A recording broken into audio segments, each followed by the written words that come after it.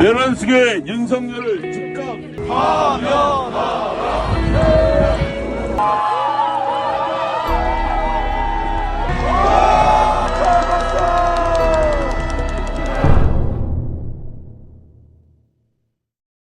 시청자 여러분 안녕하십니까. 배종호의 파피플, 오늘은 민주당의 언론장악 저지 선봉장이신 이훈기 미디어 특위위원장님을 모셨습니다. 위원장님 안녕하세요. 네, 반갑습니다. 지금 위원장님께서 도보 대행진하고 계시죠? 지난 수요일부터 오늘이 6일째인데 네. 매일 9km씩 9km. 예, 그래서 오늘 6일이니까 제가 54km 걸었어요. 네. 의원들이 다 그렇게 운동을 평상시에 많이 못 하시잖아요. 그렇군요. 그래서 다 저도 여기 무릎 보호대, 발목 보호대 하고 네.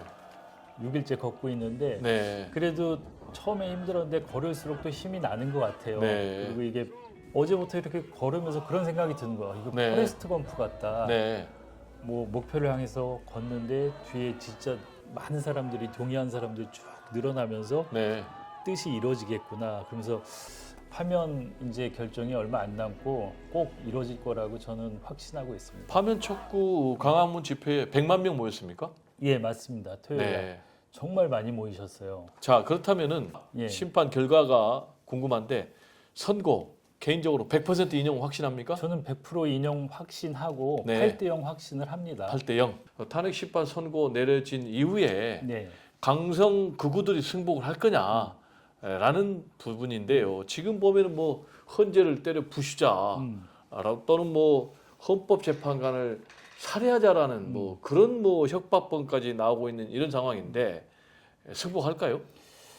저는 판결이 나면 네. 상황은 달라. 일부는 극렬하게 저항을 할 겁니다. 그렇지만 네. 오래 갈 것 같지는 않고, 그리고 탄핵이 인용이 돼서 파면이 되면 바로 선거 국면이기 때문에 네. 국민의힘이 극적한 태세전환을 할 수밖에 없어요. 네. 선절매. 그렇지 않으면 선거를 포기하기 때문에 네. 그런 과정에서 극우나 보수적인 분들도 같이 갈 수밖에 없다고 생각을 해요. 네. 선거가 있기 때문에. 네. 미디어 특위가 최근에 발족이 됐잖아요. 예, 예. 네, 이 미디어 특위가 새로 발족된 배경이 있을 텐데요. 그 과거에도 이제 미디어 특위가 있었어요. 네. 요 전 21대도 있고 계속 있었는데 이게 이제 중단이 됐다가 작년에 윤석열 정권의 방송 장악, 극심한 네. 방송 장악이 있어서 방송의 공공성을 지켜내야 되는 어떤 제도적 틀, 법 이런 게 필요하다는 더 절감을 네. 많이 했고 네. 그래서 이제 국회에서 또 민주당 차원에서 이런 특위를 만들어서 방송의 공공성을 지켜내고 글로벌 경쟁도 할 수 있도록 경쟁력도 좀 그러니까 규제만이 능사가 아니다. 그래서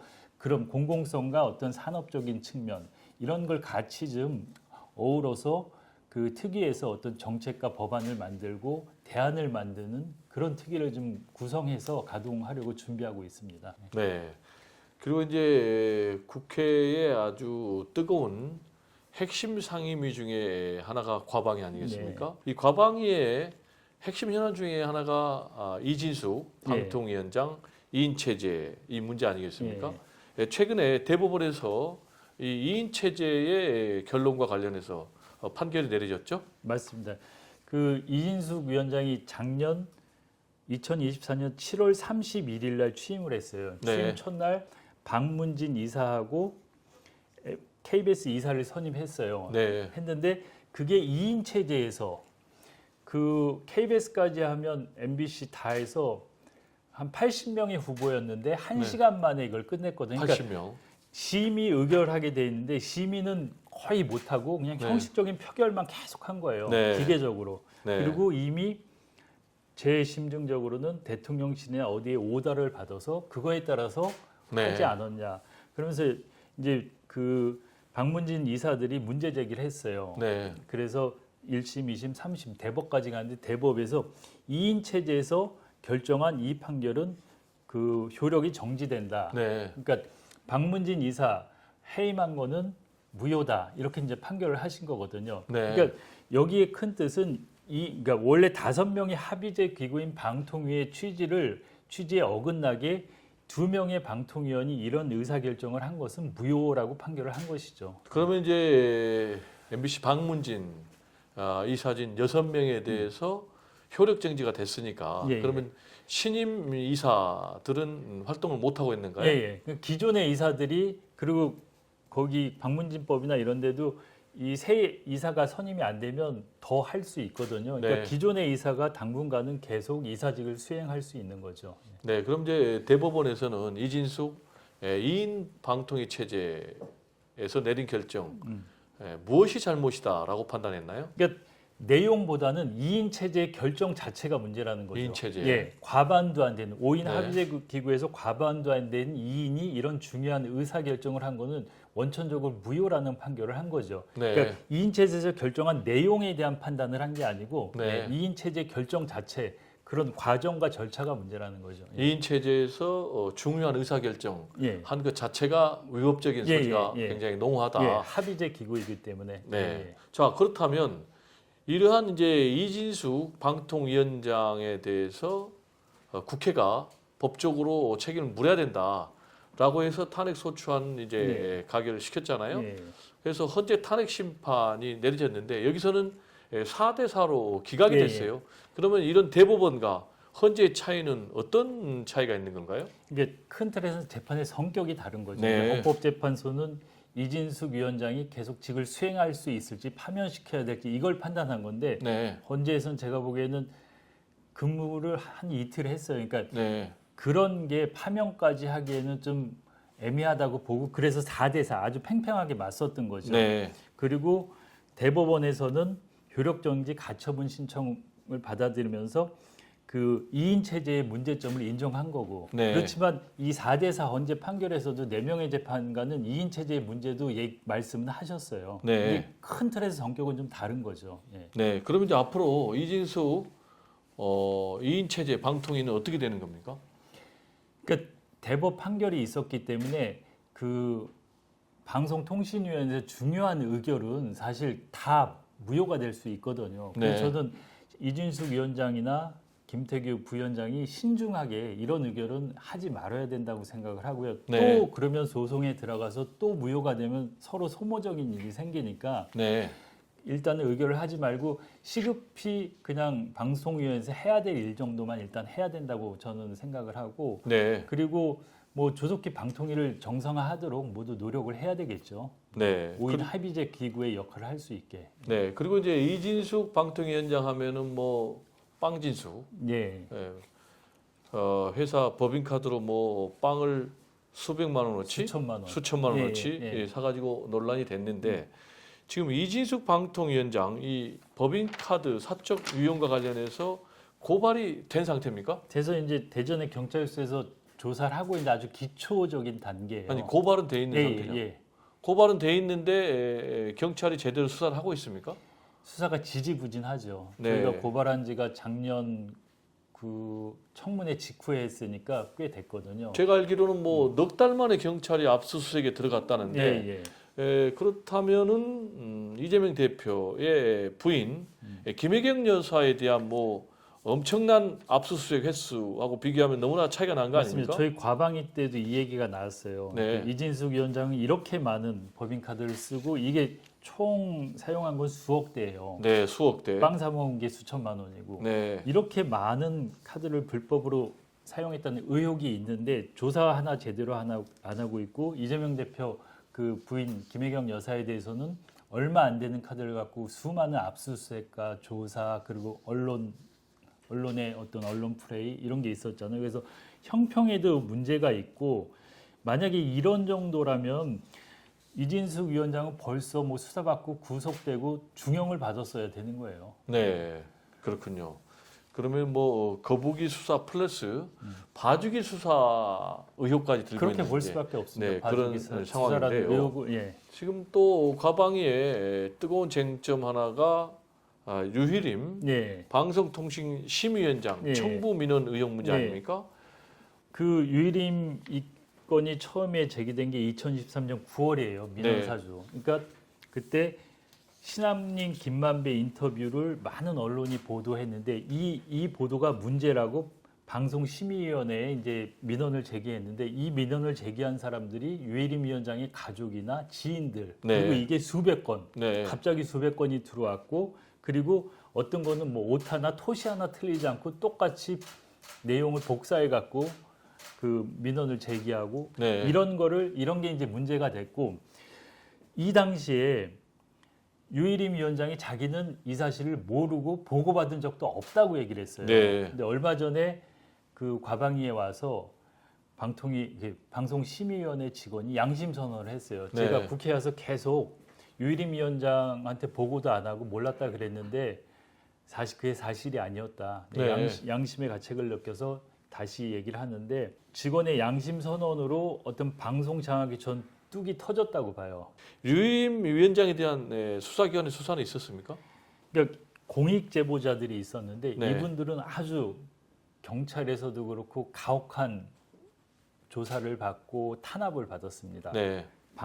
방심위 내에서는 물론이고 그렇지만 네. 유일임 위원장은 조사 한번 제대로 받은 적이 없어요. 아직까지도 조사 안 예. 받았습니까? 최근에 뭐 소환 조사를 한다는 얘기가 있는데 네. 그 전까지는 상당히 많은 시간이 지났대요. 2023년 9월 이후인데 네. 제대로 조사 한번 받은 적이 없었어요. 그러면 이제 이런 부분에 대해서는 최소한 국회가 뭐 국정조사를 한다라든지 아니면 뭐 특검을 도입한다라든지 그래서 진상 규명을 밝혀야 되는 것 아닌 건가요? 그래서 얼마 전에 국회에서 유일임 사퇴 결의안을 통과시켰습니다. 네. 사퇴 결의안을 국회 본회의에서 통과시켰고 저는 조만간 윤석열 대통령 탄핵이 이제 이번 주나 있으니까 끝나고 나면 그 방송장악 국정조사가 반드시 이루어져야 된다고 생각합니다. 거기에는 아까 얘기한 방심위의 그런 방송장악도 있고 네. 방송통신위원회 이진숙 위원장을 필두로 그 전 방통위원들이 여러 사람이 했던 방송장악, KBS 장악, MBC 장악, YTN 장악 이런 방송 장악에 대한 광범위한 국정조사가 이루어져서 다시는 정권이 방송을 장악하지 않게 만들어야 된다는 생각을 하고 저는 이런 방송 장악의 근본은 윤석열 대통령을 생각해요. 네. 저는 이제 제가 작년에 상임위 때도 계속 얘기를 했는데 윤석열 대통령의 언론가는 극우 유튜브 수준이다. 네. 그리고 기존의 레거시 미디어, 가령 공영방송인 KBS나 MBC도 자기가 생각하는 극우 유튜브 수준으로 역할을 해주길 바란 거 아닌가. 네. 그렇지 그 역할을 안 해주면 이런 방송은 없애야 돼 MBC처럼 네. 그런 사고를 한 거. 그러니까 요번에 이제 그 윤석열 대통령 비상계엄 후 상황에서 윤석열 대통령이 어떤 생각을 갖고 있는지가 드러났지 않습니까? 네. 그러니까 저는 작년부터 계속 그 얘기를 했어요. 레거시 미디어가 중요하고 공영방송이 중요하다. 왜 그러냐? 윤석열 대통령은 공영방송을 국영방송이라고 생각하고 더 나아가서는 극우 유튜버처럼 해주길 바라는 것 같다. 네. 자기가 좋아하는. 그래서 방송장악에 대한 애착, 의지가 윤석열 대통령이 상당히 강력하고 그 하수인들이 행동대장 역할을 하면서 지금 방송장악이 이루어지고 있다. 그게 이제 작년에 제가 계속 국감이나 그 방통위 저희 이제 과방위 전체에서 말씀드렸던 거거든요. 네. 근데 저는 그게 확인이 됐다고 봐요. 계엄 후에 윤석열 대통령의 어떤 정신 세계를 보면서. 네. 지금 대한민국이 심리적인 내전 상태 아니겠습니까? 예. 근데 이런 심리적인 내전 상태를 유발하는 주범 중에 하나가 방금 말씀드린 대로 유튜브 예. 또 뭐 극우 유튜버를 빼낼 수가 없을 것 같은데 예. 이 부분은 어떻게 극복을 해야 될까요?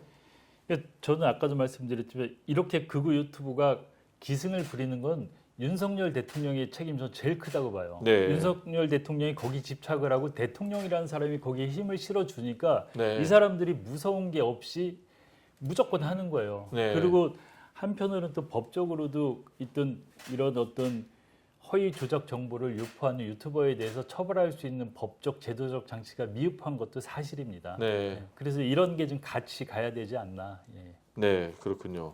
자, 그리고 우리가 대표적인 이제 가짜 뉴스를 예. 꼽는다면은 부정선거 음모론 아니겠습니까? 예. 이 부정선거 음모론과 관련해서 스카이데일리 뉴스죠. 네. 단독이다라면서 예. 선거연수원 체포 중국인 99명 주일 미군 기지 압송됐다. 이 기사를 꼽을 수가 있겠는데 이게 맞습니다. 전형적인 가짜 그러니까 뉴스라면서요. 저도 그걸 이제 그러고 나서 너무 황당해서 확인해 봤더니 그 당시에 이제 선거 연수원에 가 있었던 사람은 선관위 공무원 88명, 네. 외부 강사 8명, 네. 그리고 뭐 이렇게 해서 이제 96명이 숙박을 했던 건데 이거를 네. 둔갑해서 뭐 중국인 해커라고 네. 허위 조작 이건 뉴스라고 할 수도 없어요. 이게 또 미군 기준으로 압송됐다고 네. 그러고. 허위 조작 정보를 유포했는데 아직도 스카이데일리는 뭐 기사에 대해서 오보 인정을 안 하고 그러는 것 같아요. 그럼 처벌도 안 받고 있습니까? 그래서 이제 여러 가지 법적으로 뭐 이제 제재를 가하려고 하는데 아까 말씀드렸듯이 이런 유튜버에 대해서 법적이나 정책적으로 제재하는 게 우리나라가 법이 상당히 미비해요. 네. 그래서 그거를 그러니까 미디어 특위에서도 가장 관심 받는 게 유튜브 뭐 건전한 유튜브는 양성을 하지만 이런 허위 조작 정보를 유포하는 유튜버에 대해서 어떻게 할 건지에 대해서 가장 고민스러운 지점이에요. 이거를 네. 법적, 제도적으로 어떻게 규제할지. 그래서 미디어 특위에서 가장 관심 갖는 분야가 유튜브입니다.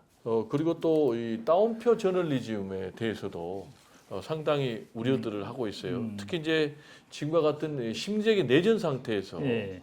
일방적으로 뭐 극우 인사들의 네. 주장을 따옴표 저널리즘으로 보도하고 있는 이런 미디어들의 행태에 대해서는 어떻게 생각하십니까?